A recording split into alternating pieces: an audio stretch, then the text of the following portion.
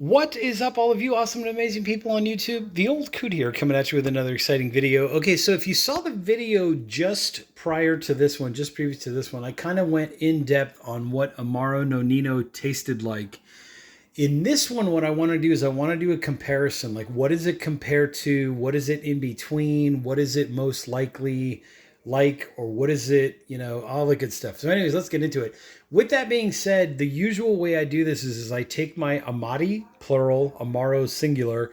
What I do is I take my Amari, I put them in a glass, and I usually do like a 1-to-1 or a 1-to-1.5 ratio of the Amaro with some kind of mineral water, club soda, whatever. In this case, it was San Pellegrino mineral water. By the way, all of this stuff I paid for on my own. Some of these bottles are $20, $25, $30. The Amaro was upwards of like $40, $45. So I'm not being sponsored by them in any way, shape, or form. If any of these companies are watching and they do want to sponsor and, maybe start a partnership or something, hey, write to me, please. I would love to work with any of these and any of the Amaro or Amari family. So anyways, let's get into this more in-depth look at the Amaro Nonino. So let's go for the label first. So here, I'm loving this label. I guess it was originally produced in 1897, and it kind of has that like old school, late 1800s kind of vibe to it. You've got the serpente, right? The serpent. You've got this little chalice up here. Kind of looks like a candle holder, if that's what you want to think of it as. I guess that's like the cup of life, maybe, is what they're implying there. It is a Wine Enthusiast Wine Star Awards winner. I guess you can peel that off if you want to take that off or whatever. I'm just kind of leaving it on for, because it's their 20th anniversary awards winner. That's pretty awesome. Then there's your product of Italy, distilled spirit specialty, Amaro Nonino, 750 milliliter. It's also 35% alcohol by volume, which means basically it's 70 proof. What you're getting here is Nonino Essenza, right? Sede Stabilimento Perfetto. I think basically what that means is that it's the essence of Nonino, and then it's basically stabilized or stable something. Percotto, I don't know exactly what that means, but anyways, kind of get the idea. Sorry, quick cough there. And then here's what basically it's made out of. So ingredients, they're actually telling you that it's water, grain neutral spirits, brandy with spices. That's what they're telling you. And then a lot of this stuff is proprietary. Sugar, so natural flavors and caramel color added. I think a lot of these tend to have the caramel color because they want to make it a little darker. If I don't make a mistake, though, Gran Classico is one that I don't believe they add caramel. I think that's its own natural color. And speaking of color, let's go ahead and look at this. That is a beautiful, beautiful blood red orange color. I hope this is showing up on camera. And with, everything leads to the next thing. So with that blood orange color also comes the notes, the flavor, the scent, right? What's in the front and what's in the back. What are you smelling? What are you tasting? All that kind of stuff. So we'll get into that in a second here. Let's just finish out with the label. This is imported by Terlato Artisan Spirits. You get the idea. Lake Bluffy, Illinois. And then there's their Nonino. 1897 means from or started in, I guess, I think. I'm not an Italian expert. I'm Italian. I'm ashamed of myself. But there you go. I guess 1897 was the first year they came up with this formula. Here's the backside of water. I guess I'm assuming this is like what the Illinois company stamps on the back so that you can all see what's going on there. It's basically just like a sticker. And then here you have I guess that's a lot number or a serial number, probably maybe year of manufacture. I'm guessing like 2023, the last numbers. Maybe that's what that means. I have no idea. 1223 means December 2023. Does that sound familiar? And maybe the L14 was like the batch number. Who knows? I don't know what that label is. That's kind of interesting. I've never seen that before on a tag. Whatever that says. It says, what does that say? Santo Selection, something or other. I don't know. Anyways, there you go. Okay, so let me get the focus back here real quick. Okay, so here we go. So beautiful blood red orange color, right? And then what I do is I do a 1-to-1 ratio in the glass. So it's 1 part Amaro Nonino with 1 part of the San Pellegrino, right? Club soda, mineral water, whatever you want to throw in there. The reason why I do that is because I want to take the bite off of the alcohol and just allow my palate to pick up more of those subtle flavors that maybe, might be present in the Amaro, all that good stuff. So on the nose, what does it smell like? Let's go ahead and take a deep sniff. Heavenly. Absolutely heavenly. Heavenly. So if the color was a blood orange color, right, that deep, deep red with like a little orange in there mixed in, that's what the smell in the nose is like. It's got that orange blossom kind of a smell. I'm picking up like it just in the nose. I'm picking up like a little bit of spice, but I'm also picking up like just the very subtlest hint of that brandy, right? That brandy that's in there or that came from brandy or whatever the case may be. Trying to unlock my focus here again. Okay, so anyways, you get the idea. So what's going on? When you taste it, let me go ahead and taste it. I'm kind of down to the lower regions of where I was before when I started the other video, but let's go ahead and taste it again.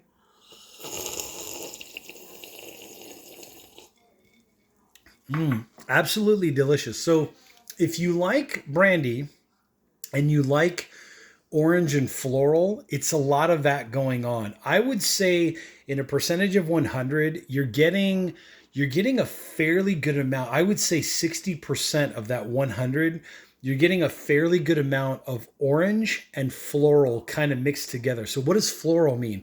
Walk into a flower shop, smell some sweet fresh lavender, smell some sweet lotus, that kind of a note. It's almost got like a little bit of like jasmine in it, like the sweet jasmine kind of notes, but it's that kind of floral. And then the orange is orange. The orange is definitely present. So you're tasting the orange, you're getting a lot of that. Okay, what's in the other 40%? I would say 30%. So remember, in a percentage of 100, 60% is like orange and floral, like florally orange blossom. I would say 30% is you're getting very nice, mellow tasting spices. Like you're getting a lot of those warm baking spices, clove, like very subtle cinnamon. Like you can tell that it's cinnamon, but it doesn't have the bite or the harshness of the cinnamon. Then what you're getting is you're getting maybe some allspice in there. You know, those kind of notes of spice is what you're kind of getting, but not overly spicy, not spicy like a men's cologne spicy would be.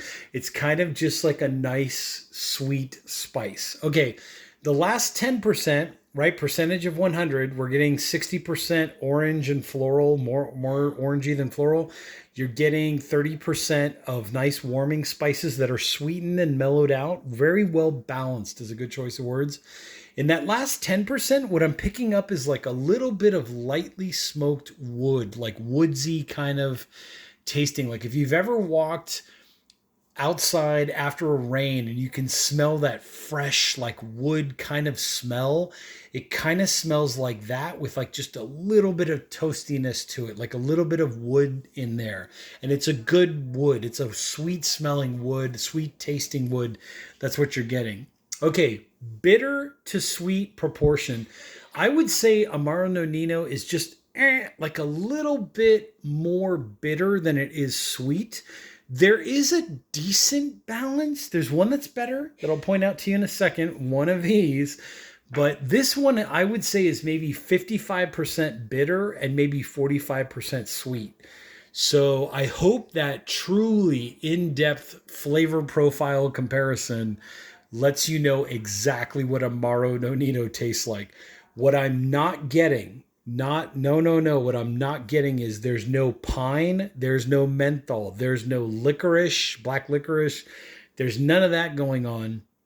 It's basically orange forward, the same way that Montenegro, Vecchio Amaro del Capo are also orange forward, and obviously the Aperol. So let's get into the comparison, right? Like why did I line these five up for comparison? Okay, so immediately off the bat, Montenegro is orange and spice, and they're very separate. Like you know that you're tasting orange and you know that you're tasting spice, right? Those same warm baking spices. Vecchio Amaro del Capo, if you watch, was it yesterday's videos or the day before yesterday's videos? I can't remember. If you watch that video, this to me is one of those like best in class ones, and it's that way for a reason. Honestly, if I had to compare these two, I'd honestly give the award to this one. I'd honestly give the award to Calabria in this case.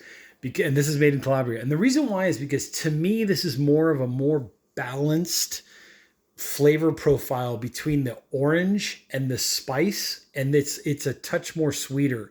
So this one would be like 51% sweet, 49% bitter. This one would be, I would say, a good like right down the middle split between orange and spice, and they come together nicer, more smoother than the Montenegro does. The Montenegro is kind of like you took two separate things and you put them together, but you could tell that they are two separate things. Don't get me wrong. This has a huge following. Montenegro, I mean, the bottle alone, look at how classy that is. But honestly, this to me would be like if you had triplets, right? If you had just these three kids and you had triplets, this is the order I would put them in. This would be the baby, this would be the middle child, this would be the oldest child, right? Sisters, brothers, whatever you want to call it. Okay, cousin. Let's talk about a cousin of Amaro Nonino. So the Gran Classico, let me put this in the background for a second. The Gran Classico and the Amaro Nonino, the reason why these two are kind of sort of similar is because this one is orange and spice forward with just a hint of wood. This one here is now you're starting to introduce the cola. So here the orange takes a little like back burner, right, to the rest of the flavor profile, and you're starting to pick up more of that cola. What do I mean by cola? What does that mean? You're getting like unsweetened root beer, unsweetened Coca-Cola. It's very woodsy. It's very like it tastes like a Pepsi, you know, that kind of vibe, but less sweet. So that's how these two are kind of similar. You're getting spice. You're almost getting, I think, the same spices that are in both. But it's like this one just has a little bit toned down of that orange and toned down of that floral note. Does that make sense? Yes? No? I hope so. Okay, let's now bring this back up front again. In line with the rest. They're all even. They're all even. Okay, so let's now go Amaro Nonino with the Vecchio Amaro del Capo. I kind of touched on it earlier, but let's just do it again. So again, this one is blood orange. This one you can tell is orange, right? So here you can distinctly tell that this is a blood orange. Maybe that's why it achieves so many awards, or maybe this one is just lesser known. Who knows? But these two are very similar. The difference here is that this one is a little more spicier, kind of like you taste the cinnamon, you taste the Ceylon cinnamon, the sweeter cinnamon, more in this one than you do in this one. Does that make sense? I hope so. So they're still orange. Both of them have like a very subtle bark, root beer, unsweetened cola kind of quality about them. In that percentage of 100, it's very low. It's like 5%, 10%, something like that. Okay, next one. Let's do Montenegro and Amaro Nonino side by side. The Montenegro, as I said earlier, is it's like you took two flavors and put them into one bottle. Though that's what's the frontal push forward. You're getting orange here, and it's kind of like an unidentified orange, and then you're getting the spice, right? And it's kind of like those two, and that's primarily what you taste. With the Amaro Nonino, it's like one level above. Remember, it's like the baby, middle child, older brother, right? Here, what you're getting is you're getting that orange, but now wait a second, you can tell that it's a blood orange, right? And then you're also getting the spice, but wait a second, now you can tell, you can pick out like the spices and how the spices all come together homogeneously, right? There's a more better balance between the clove, the cinnamon, whatever else is in there, the allspice. You kind of get that vibe. Okay, put this one back for a second. Let's do Aperol versus Amaro Nonino. Campari would have been here. Like Campari would have been here, and then the Montenegro would have been next to the Campari. But Aperol to me is like bitter orange, the Kinoto orange, which is the orange peel, right? Grapefruit peel, that kind of bitter peel, citrus peel kind of vibe with bitter. There's less sugar content. This one is 11% alcohol by volume. The Amaro Nonino, remember, is 35% alcohol by volume. Here, if I had to compare these two, if you had only Aperol and then you had a few other liquors or liqueurs and you wanted to make it taste like Amaro Nonino, the way to do that is it's almost like you would take these two, right? Put these two together and then throw in a splash of Gran Classico, and you'd probably be able to recreate Amaro Nonino. You didn't hear that from me, but that's kind of the vibe I'm getting. So leave this one out of the spectrum for a while. If you took Aperol, Montenegro, and Gran Classico and put them all three together in whatever ratio would be right, that's how you would get Amaro Nonino. That's kind of like what I'm picking up. Very, to describe it, that's the best way I would describe it. But once again, let me put this back here again. Let's just do these two. To compare Aperol to Amaro Nonino is, if you want a more bitter forward flavor with that 50-50 bitter and orange peel kind of citrus kind of vibe, that's what Aperol is. And then now you're making it more complex, adding some more spice element to it, adding a little bit more of that distinction between orange and blood orange, right? And you're also adding in the floral. It's almost like the Ramazzotti, what is it, Rosato. It's like you need a little bit of that in there to make this too. Like that would kind of round it out too. I should have put the Ramazzotti up here, but you kind of get the idea. So anyways, with that being said, I hope this video out there helps someone in comparison and all that good stuff. Stay tuned. I got one more video coming. I'll show you all what a flight of this would look like. If you haven't already guessed, it's going to be a lot of repeating what this video was. But stay tuned. Hit that like button. Hit that subscribe button down there below. Down in the description, I did put a whole bunch of new bar tool stuff, kind of gadgets and that kind of vibe down in the description. So make sure to check that out. I'm the Old Coot, and I'll catch you all in the next exciting video.